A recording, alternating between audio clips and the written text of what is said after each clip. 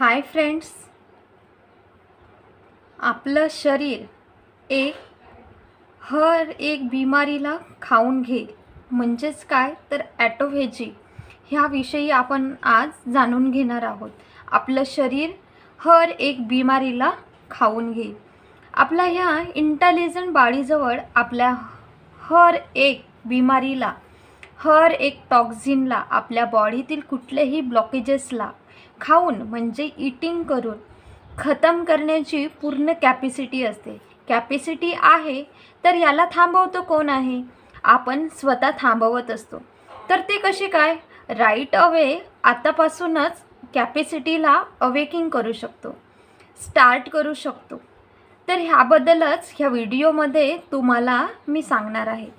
पूर्ण ह्या व्हिडिओला लास्टपर्यंत बघा, कारण तुमची लाईफ ह्या व्हिडिओ बघितल्यानंतर लाईफ चेंज होणार आहे. तुमच्या जीवनामध्ये सकारात्मकता येणार आहे आणि तुम्ही हर एक बिमारीला तुमच्या शरीराने पूर्ण त्या बिमारीला आणि त्या बिमारीला दूर करून शरीराला हील करू शकतात. ती शक्ती तुमच्या शरीराच्या अंदरच ह्या सुप्रीम पॉवरने दिलेली आहे. तर आपल्याला त्याबद्दलच इथे जाणून घ्यायचं आहे. म्हणून हा व्हिडिओ थोडा लांब झाला तरी लास्टपर्यंत जरूर बघा. हा व्हिडिओ तुमच्या जिंदगी आणि हेल्थची सर्वात बेहतरीन इन्व्हेस्टमेंट साबित होईल. हा व्हिडिओ जास्तीत जास्त लोकांना पोहोचवा, कारण होऊ शकते तुमचं एक शेअर कोणत्या व्यक्तीच्या हेल्थला बेटर करेल, कोणाची जिंदगी वाचवेल. होऊ शकते कोणाच्या जिंदगीमध्ये वेलनेस, हेल्थला स्टॅबिलिटीज करेल. याची सुरुवात होते 1974 एक वेलिजियम बायोकेमिस्टला त्यांच्या एक रिसर्चसाठी नोबेल प्राइज मिळते. त्यांची रिसर्च होती एक इलेक्ट्रॉन मायक्रोस्कोप ने सेलला खूप जवळून बघितलं. त्यांनी पाहिलं त्या सेल्सच्या अंदर कंप्लीट रिसायकल कंपाऊंड बनवून आहे, रिसायकल करणेवाला. आणि त्यांच्या अंदर बघायला मिळालं लायझोसोम बघितलं. आणि लायझोसोमच्या अंदर 50 डिफरंट डायजेस्ट एन्झाईम्स मिळाले. ते समजा आपल्या पोटाप्रमाणे, पोटाच्या अंदर अन्न जातं आणि अन्न पचवून घेतं. हेच काम करत होते ते लायझोसोमच्या अंदर डायजेस्ट एन्झाईम्स. हे बघितलं आणि ते हैराण झाले की जे डायजेस्ट एन्झाईम्स कोणत्याही गोष्टीला खायची कॅपॅसिटी ठेवत होते, रिसायकल करून त्यांना नवीन सेल्समध्ये रिपेअर करायची कॅपॅसिटी ठेवत होते. काय तुम्हाला माहिती आहे? हेच एन्झायटेस फूड पार्टिकल्स म्हणजे सडलेलं अन्न. 6 महिने पहिले खाल्लेलं अन्नाचा पार्टिकल आपल्या अंदर पडून असेल आणि टॉक्झिनच्या रूपात जमा असेल. त्याला खाण्यासाठी सक्षम आहे. हे आपल्या बॉडीतील फॅटला खाऊन त्याला मेल्ट करणे म्हणजेच पिघलवणे. मॉमप्रमाणे म्हणजेच मेणबत्तीप्रमाणे पिघलवून जाईल आपल्या बॉडीच्या फॅटला. अगर लायझोसोमने त्याला खाणं चालू करणार तर त्यानंतर आपल्या बॉडीतील ब्लॉकेजेस, वेन्स ज्या असतील किंवा हार्टमध्ये ब्लॉकेजेस असतील तर त्या ब्लॉकेजेसला खाऊ शकतात. मी परत एकदा सांगते, लायझोसोमने त्याला खाणं चालू करणार तर त्यानंतर आपल्या बॉडीतील ब्लॉकेजेस, मग ते वेन्स असतील किंवा हार्टमध्ये ब्लॉकेजेस असतील तर त्या ब्लॉकेजेसला खाऊ शकतात. त्यांनी बघितलं की ब्लॉकेजेससोबत बॉडीमध्ये जेवढे काही टॉक्झिन्स आहे त्या टॉक्झिनला पण खाण्यासाठी आपलं बॉडी पूर्ण कॅपॅसिटी ठेवते. जेवढे गंदे बॅक्टेरिया, जेवढे व्हायरसेस आहेत तेवढ्यांना खायची कॅपॅसिटी ठेवत असतात. जे सेल्स मरून गेले आहेत, जे डेड सेल्स आहेत, जे प्रोटीन बनवणे बंद करून दिलं आहे किंवा ते सेल्स जे गलत प्रोटीन बनवत आहे त्यांना खायची कॅपॅसिटी ठेवत असतात. इनफॅक्ट त्यांनी बघितलं की त्यांच्या जवळ एवढी कॅपॅसिटी आहे, ते सेल्स जे अनवॉन्टेड म्यूट होत आहे त्यांना आपल्या बॉडी ती कंट्रोल नाही करू शकत आहे. त्यांना कॅन्सर म्हटलं जाते. हे त्यांना पण खाऊन खतम करण्याची पूर्ण कॅपॅसिटी ठेवत असतात. म्हणजेच बेसिकली हर एक बिमारी, ज्याला आपण नाइलाजसुद्धा म्हणतो, नाइलाज ह्यासाठी म्हणतो की आज आपल्या मेडिकल सायन्स जे आहे ते आत्ता त्याचा इलाज शोधले नाही आहे. आजच्या 15 वर्ष पहिले खूप साऱ्या नाइलाज बिमाऱ्या होत्या. आज त्यांचा इलाज शोधून काढले आहेत आणि बिमाऱ्यांवर उपचार करत आहे. नाइलाजचा मतलब हा नाही आहे की त्या बिमाऱ्या ठीक नाही होऊ शकत, तर नाइलाजचा मतलब हा आहे की मेडिकल सायन्सजवळ आत्ता काही केमिकल्स तयार नाही झाले आहे की त्याद्वारे त्या बिमारीला ठीक करता येईल. ओके, इथपर्यंत तुम्हाला समजलं असणार. तर आपण तेच बघणार आहोत की ॲटोफेजी काय आहे आणि त्याला आपण आपल्या शरीराने हर एक बिमारीला दूर करण्याची ताकद ह्या ॲटोफेजीमध्ये आपल्या शरीरामध्ये आहे. ती सिस्टीम आपल्या शरीराच्या अंदर ह्या सुप्रीम पॉवरनी दिलेली आहे.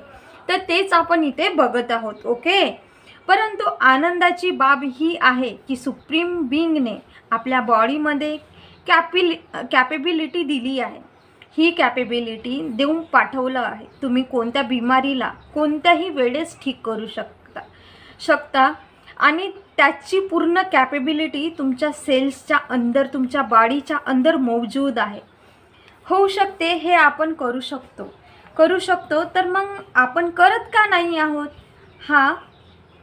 आणि त्याला कोण रोकत आहे? त्याला रोकत आहोत आपण स्वतः. ह्याची प्रोसेस जी आहे, खाण्याची प्रोसेस, जेव्हा हे थांबून जाते तेव्हा डायबिटीज होते. त्यांच्यामुळेच ही ब्लॉकेजेस होत आहेत. ह्यामुळेच सर्व एज रिलेटेड डिसीजेस खूप जास्त प्रमाणात वाढत आहे.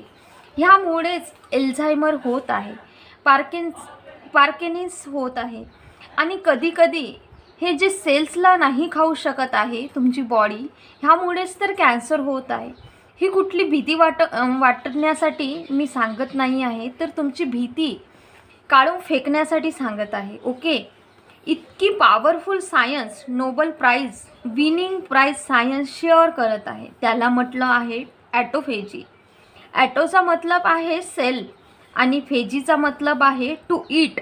म्हणजे अशी अवस्था जिथे बॉडी सेल्सला स्वतः ईट करणे सुरू करून देते. याचा सही तरीका ह्या व्हिडिओमध्ये शिकणार आहोत. ओके, म्हणजेच काय तर activate self eating cells. Okay, तर ही ह्या ॲटोफेजीला करायचं कसे आहे हे सुद्धा ह्या व्हिडिओमध्येच सांगणार आहे. त्या अगोदर समजून घेऊया आपण डॉक्टर उशिनेरी ओशोमिनला टोकियो इन्स्टिट्यूट ऑफ टेक्नॉलॉजीमध्ये सेल्स बायोलॉजिस्ट जे आहे त्यांनी 2016मध्ये त्यांची एक रिसर्च त्यांची ॲटोफेजी सांगत आहे. त्या संबंधी त्यांना पण नोबल प्राइज दिला गेले. विटंबना हे आहे की आपण स्वतःच रोकत आहोत की आपली बॉडी जी आहे ती चिल्लावून सांगत आहे की कित्येक वेळा बोलत असते, सांगत असते, सिम्पटम्स देत असते की मोटापाच्या रूपात सांगत असते, स्ट्रेसच्या एन्झायटीच्या रूपात सांगत असते की आपल्याला ॲटोफेजीची खूप जास्त जरूरत आहे. हा व्हिडिओ समजून घेतले तर ह्या व्हिडिओनंतर एक नवीन जिंदगी देणे सुरू करून देते. मुद्दा परत तोच येतो की ह्याला मग कोण रोखून ठेवलं आहे? ह्या ॲटोफेजीला रोखून देतो ते आपण स्वतः. ह्याला होऊच देत नाही, ॲटोफेजीला होऊच देत नाही फक्त एका गोष्टीमुळे ते आहे अन्न खाऊन.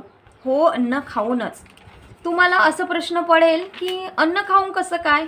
काय गोष्ट झाली की खाणे तर ही खूप जरुरी कंपाऊंड आहे. आम्हाला तर लहानपणापासून सांगून ठेवलं आहे की खा, मस्त खा, खात जा, अजून खा, वाटेल तेवढं खा, बरोबर? सकाळी उठून खा, रात्री खा. त्यासाठी समजा जसं की एक गाडी आहे, व्हीकल आहे, तिला चालवण्यासाठी फ्यूल पाहिजे असं, त्याचप्रमाणे आपल्या बॉडीला चालण्यासाठी फ्यूल पाहिजे. ते फ्यूल आपल्याला मिळते खाणं, म्हणजेच अन्न खाल्यामुळे. काय तुम्हाला माहिती आहे का, जे आपलं सेल्स बॉडीला ईट करेल ते काय ईट करेल? त्यांना ईट करायचं फक्त एक रिझन आहे, आपली बॉडी फ्यूलवर चालत आहे, व्हीकलसारखी. फ्यूल तिला खाल्यामुळे मिळालं. जर खाल्यामुळे फ्यूल नाही मिळेल तर लगातार ती ग्रो करत राहायचं आहे, तर तिला फ्यूल मिळते. त्याला आपल्या बॉडीच्या अंदरून पहिले आपल्या बॉडीतील फॅटला खाते, त्याच्यानंतर टॉक्झिन, त्याच्यानंतर ब्लॉकेजेस, व्हायरसेस, त्यांना बॅक्टेरियाच्या नंतर डेथ सेल्स शोधते. जे सेल्स जे प्रोटीन बनवणं बंद केलं त्यांना खाणं चालू करते. परंतु तुम्हाला असं वाटेल की यार मी तर 10-10:30 वाजता जेवण केलं, 11ला माझं ॲटोफेजी स्टार्ट होणार. हो ना, असंच वाटते ना. तर ॲटोफेजी स्टार्ट होऊन जायला पाहिजे होतं, कारण खाणं खतम झालं आहे म्हणून तर नाही. आता ॲटोफेजी स्टार्ट होईल जेव्हा खाण्याचं डायजेशन खतम झालं आहे, म्हणून असे वाटेल की ॲटोफेजी स्टार्ट होऊन जाईल जेव्हा तुमच्या खाण्याचं डायजेशन खतम होईल. ही गोष्ट ध्यान देऊन समजा मित्रांनो. हर एक खाण्याचं आपलं एक डायजेशनचा टाईम आहे. ओके, तुम्हाला वाटेल की ॲटोफेजी स्टार्ट होऊन जाईल जेव्हा तुमच्या खाण्याचं डायजेशन खतम होईल. ही गोष्ट ध्यान देऊन समजायचं आहे का बरं. हे एक खाण्याचं आपलं एक डायजेशनचा टाईम आहे, ज्याला आपण मेटाबॉलिझमनी पूर्ण केल्या जाते. सपोज आपण एक फ्रूट खाल्लं, ते फ्रूट खाल्ल्यावर फ्रूट डायजेस्ट होण्यासाठी अर्धा तासपासून तर दीड तासापर्यंतचा वेळ लागतो. ॲव्हरेज बघितलं तर 45 मिनिट किंवा 1 तास लागतो, कारण त्याच्यामध्ये जास्त प्रमाणात पाणीच आहे, म्हणून ते इझिली डायजेस्ट होतं. ओके, फळांच्या नंतर येतं व्हेजिटेबलला. बघितलं तर रो व्हेजिटेबल त्याला डायजेस्ट करायला 2 ते 3 तास वेळ लागतो. त्याला शिजवलं तर शिजवून जर खाल्लं तर 3 ते 5 तासाचा टाईम लागतो. पण अन्न खातो, तांदूळ, गहू, पोळी, भाजी जे काही खातो, शिजवून खातो, त्याला डायजेस्ट होण्यासाठी कधीकधी 6 ते 8 तासाचा वेळ लागत असतो. जे आपण ॲनिमल प्रोटीन घेतो त्याला डायजेस्ट करण्यासाठी कधीकधी 12 तास लागतात मॅक्झिमम. आणि आपण जे काही ॲनिमल मीट घेतो त्याला डायजेस्ट करण्यासाठी 24 तास, कधीकधी कित्येक वेळा तर काय होत असतं, कित्येक वेळ लागत असतो. कोणीतरी असं गोष्ट खाल्ली किंवा वस्तू खाल्ली की त्याला कधीकधी 8 तास लागते डायजेशनमध्ये. तुम्ही सकाळी 9 वाजता जेवण केले, त्यानंतर पुन्हा 1 वाजता जेवण केले, तर मागचं डायजेशन कंप्लीट होत नाही आणि पोट आता काम करत होतं, तर आता तुम्ही परत त्या पोटामध्ये अन्न टाकले. संध्याकाळी चाय पिला, रात्री पुन्हा 8 वाजता डिनर केले, सकाळचं प्रोसेस खतम नाही झालं आणि परत तुम्ही रात्री पुन्हा ते इतकं ॲनिमल हेवी प्रोटीन दिलं. कधीकधी नॉन व्हेजिटेरियन डाएट देत असतो. बाळीची पूर्ण एनर्जी जे आहे ते जेवणाला डायजेस्ट करण्यालाच लागत आहे. तर इथे डॉक्टर उशिनेरीने पाहिलं की कसे आमचे ॲटोफेजी चालू होणार आणि कसं फ्यूल आपल्या बॉडीतून मिळत आहे. आपल्या बॉडीतील टॉक्झिन्स खाऊन पूर्ण करेल. त्यांचा सर्वात पॉवरफुल तरीका जे आहे ते होतं फास्टिंग, उपवास, व्रत करणे. त्यांनी म्हणाले की फ्यूल रिसायकलिंग म्हणजे आपल्याच बॉडीतील काही टॉक्झिन्स रिसायकल होऊन नवीन सेल्समध्ये कन्वर्ट होते. त्याच पूर्ण एक प्रोसेस असतं, त्याचं एक पूर्ण एक प्रोसेस असतं. आपलं लगातार सेल्स जुने जात आहेत आणि नवीन सेल्स येत आहेत. जे नवीन सेल्स येत आहेत त्याला बनवण्यासाठी जुने सेल्सला बॉडी हीट करते, त्याचाच रॉ मटेरियल तयार करत असते.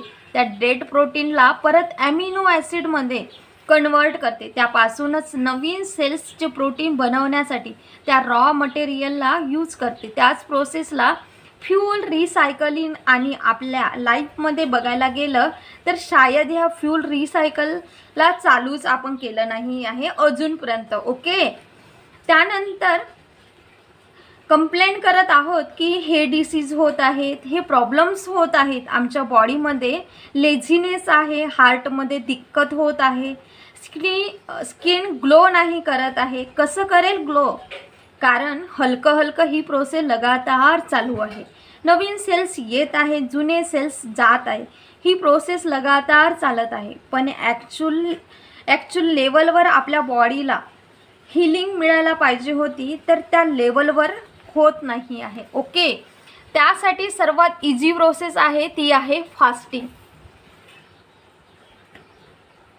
तुम्ही बघा की डॉक्टर उशी नोरी ओशोमीने 2016 सायंटिफिक तरीकेने सांगितलं तर आपण समजू शकत आहोत. आपले बडे बुजुर्ग, अगोदरचे वयस्कर लोक कित्येक वर्षापासून सांगत येत होते की फास्टिंग करा म्हणून, व्रत करा म्हणून. ते लोक इतके इंटेलिजंट होते की याचा सायंटिफिक प्रोसेस नाही सांगितलं असणार, पण प्रत्येक व्रताला कुठल्या ना कुठल्या रिलिजियस गोष्टीसोबत जोडून दिलं की तुमची जिथे कुठे आस्था श्रद्धा असेल त्याला पकडून करा. प्रत्येक दिवशी कुठल्या ना कुठल्या देवी देवतांचं जोडून हे व्रत करा असे सांगायचे. इन्सान कुठल्या ना कुठल्या रिलिजनसोबत जोडून राहिलं तर फास्टिंग करेल आणि आपल्या हेल्थला चांगलं करेल. म्हणून ब्रह्मांडातील भगवानाला आपल्या व्रताची जरूरत नाही आहे, पण जो भगवान आपल्या शरीररूपी मंदिरामध्ये आहे त्याला याची खूपच गरज आहे. व्रताची गरज आहे, फास्टिंगची गरज आहे. याचं सही प्रोसेस कशी करायची, त्याला करायचं कसं ते सुद्धा ह्या व्हिडिओमध्ये मी सांगणार आहे. ह्या प्रोसेसला समजणार तुम्ही तर आत्तापासून राईट अवे चालू करू शकता. ह्याला करण्यासाठी 24 तासाची फास्टिंग करा. वीकमध्ये, आठवड्यामध्ये 1 वेळा. तुम्हाला वाटेल तर निव्वळ पाणी पिऊन फास्टिंग करू शकता. जर तुम्हाला वाटेल की नाही मी एवढं नाही करू शकत तर ज्यूसवर पूर्ण दिवस काढू शकता. कोणाकोणाला सुरुवातीला एनर्जी डाऊन वाटेल, हेडॅक वाटेल, थोडं विकनेस लागेल, तर काही होत नाही, कारण हे काही डिसीज नाही आहे. ते फक्त त्याचे रिफ्लेक्सेस आहेत की तुम्ही फास्टिंग केल्याने मिळत आहे, कारण बॉडी तुमच्या एनर्जीवर काम करत आहे, त्यामुळे हे मिळत आहे. त्यामुळे घाबरायचं मुळीच नाही आहे. ओके, तर 1 दिवसात छान होऊन जाते. फ्रूट पाणी ज्यूसवर करा, पण जरूर हे फास्टिंग करा, त्यामुळेच तुमचं ॲटोफेजी चालू होणार. ज्यांनी वीकमध्ये 1 वेळा नाही करू शकाल त्यांनी महिन्यातून 1 वेळा करा. ज्यांना 1 मंथमध्ये नाही करू शकत त्यांनी 3 महिन्यातून 1 तरी वेळा करा. 1 दिवस 24 तासासाठी, म्हणजेच सकाळी 7 वाजता जेवण केले तर दुसऱ्या दिवशी 7 वाजता परत जेवण करू शकता, म्हणजेच ॲटोफेजी चालू होऊन जाईल. आपल्या बॉडीतील मेकॅनिझम रिपेरिंग मेकॅनिझम चालू होऊन जाईल. आठवड्यातून 1 वेळा नक्की करा. जे 24 तासाचा फास्ट नाही करू शकत त्यांच्यासाठी दुसरी प्रोसेससुद्धा मी इथे सांगणार आहे. इटिंग विंडो सेट करणे ही आहे दुसरी प्रोसेस. त्याला म्हणतात इंटरमिटेंट फास्टिंग. इंटरमिटेंट फास्टिंगमध्ये एक इटिंग विंडो सेट करत असतो. ह्या दौरान जेवण बिलकुल नाही करायचं असतं. ज्याने नॅचरल निंबू पाणी घेऊ शकता, ते पण हिमालयन साल्ट टाकूनच घेऊ शकता, त्यामुळे एनर्जी बरकरार राहते. ज्या लोकांना दिक्कत असेल त्यांनी 12 तासाचा फास्टिंगने, त्यानंतर तुम्ही 14 तासाचा फास्ट करू शकता. ओके, रात्री 8 वाजता जेवण केले तर दुसऱ्या दिवशी सकाळी 10 वाजतापर्यंत काहीच नाही खायचं, फक्त लिक्विड घ्या. त्याला 3rd लेवल नेऊ शकता. 16 तास फास्टिंग करायचं आहे.